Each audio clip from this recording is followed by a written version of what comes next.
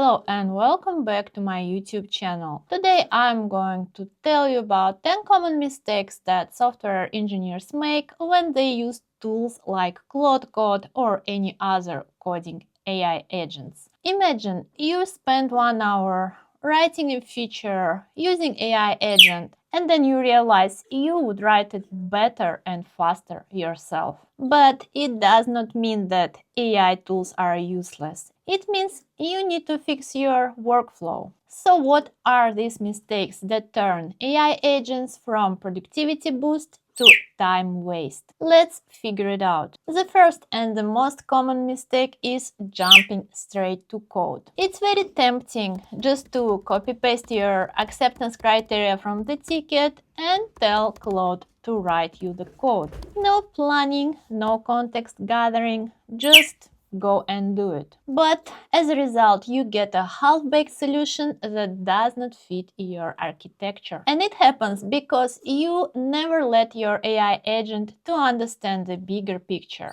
So how to fix it? So tell Claude or whatever AI agent you use to plan first.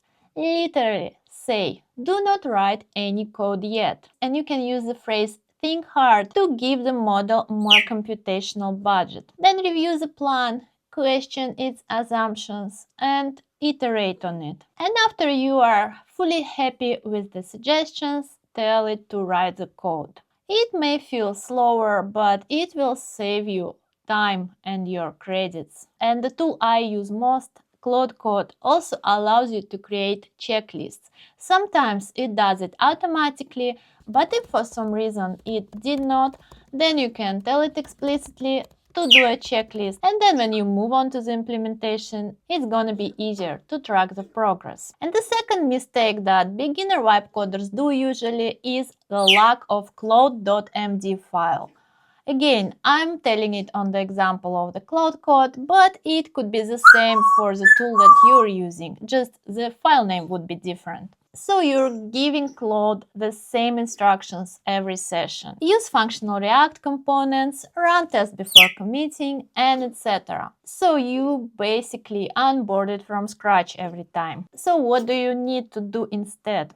Just add Claude.md to the root of your project. And there you can document your bash commands, testing strategy, style guide, and architectural decisions. Claude automatically reads this file at the start of every session and follows the patterns and instructions that you describe there. And if you use monorepo, you can have few different ClaudeMD files for every package. And if you are lazy to write it yourself, you can ask Claude to do it for you. Ask it to scan your project and describe your architecture and patterns in Claude.md. But make sure that these files is not too big, because if it's bloated and has a lot of information, it will affect the model performance. And yes, this is a third mistake that software engineers do. They let their context window explode. And it's not only Claude.md file that affects it.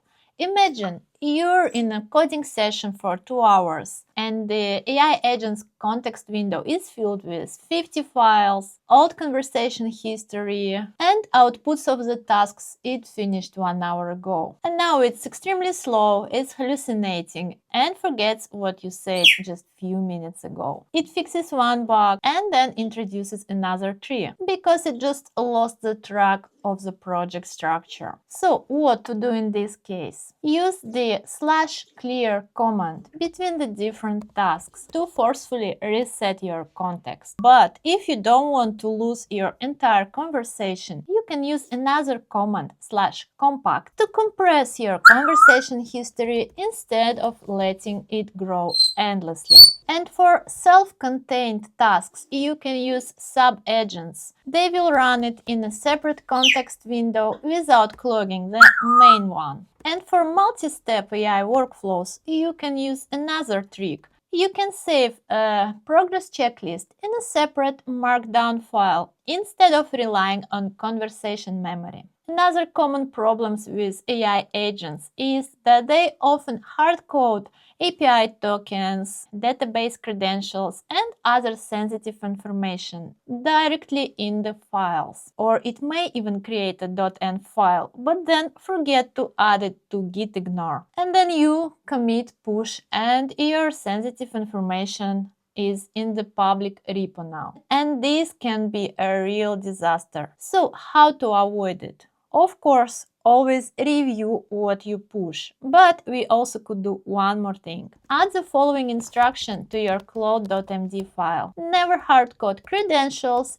API tokens, keys or secrets. Always use environment variables. Always add .env files to gitignore before every commit. Check for patterns that include API key or password in the variable names. This will help you to make your code more secure and prevent leaking secrets. And yes, ignoring the review step is another common mistake software engineers do.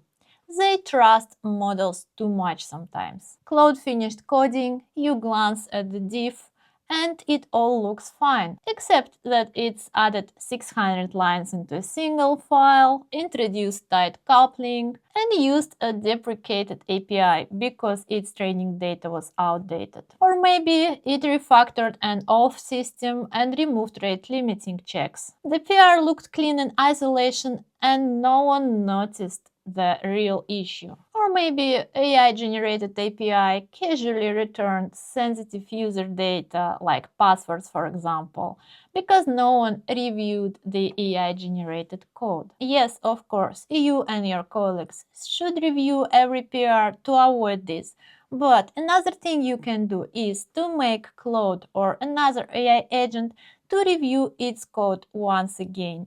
So reset your session with a clear command and ask Claude to review the changes critically. You can even have two sessions of Claude running in parallel, one writing the code and another one to review it. And another mistake that leads to a lot of wasted time is a zero-tool configuration. You're hitting allow manually on every permission request. File edits, git commits, bash commands. Manually approving each one slows you down for sure. But what if you don't want Claude to accidentally run rm-rf on your project? Well, then you can configure allow list.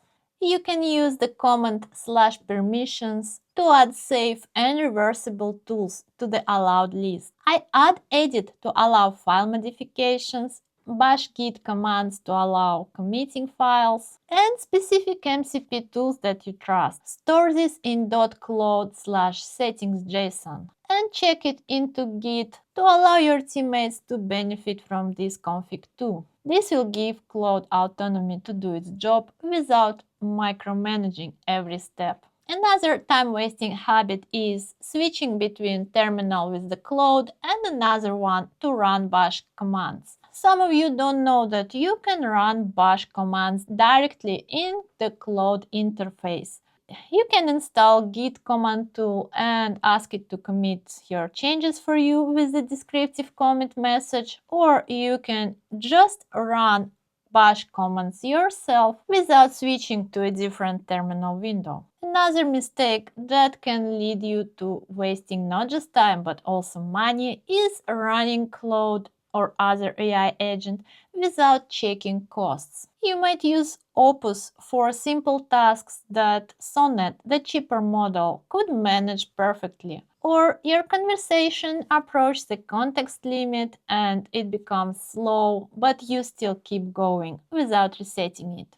Run /cost command to check your spending regularly, and run /status to check the conversation size. Use clear between the tasks to reduce the tokens usage. And switch models with /model command. Use Sonnet for simple routine tasks and Opus for complex architectural decisions. And as I already mentioned before, use /compact command to summarize your conversation instead of starting fresh if you need this context. Another mistake that we often do with Claude Code is letting it regenerate entire files. You ask it to fix the bug, and it just rewrites the whole 500 lines component instead of fixing it on one line. These massive rewrites is very hard to review. They burn tokens like crazy, and new bugs can be easily introduced in the code that was working just fine. So be extremely specific. If you know where is the bug, tell it to modify only the problematic function and tell explicitly, do not regenerate the entire file, edit only what's necessary. And if you see that Claude still does regenerate everything, don't hesitate to hit escape and give more specific instructions. And if you see some unrelated changes, push back on them. And the last mistake that everyone, even experienced web coders, do is not iterating on solutions. The first solution works and you just move on. But you could say, this is too complex, can we simplify it? Or check what could be improved or optimized. AI models tend to over-engineer on the first try. But if you point it out and ask to redo it, you can end up with much better and much readable code. So treat Claude as a junior engineer. The first solution is just a draft. Ask it questions and challenge it. Suggest using some best practices and splitting the code into the modular components, because AI models often just generate massive files without thinking about maintainability. So don't settle for the initial "it works" state. Try to get the elegant and beautiful solution. So that's it for today about the most common mistakes with Claude Code and other AI agents. And these simple things can fix your workflow and take you from frustration to productivity. And if this video was useful, don't forget to hit the like button and subscribe for my channel for more coding advice.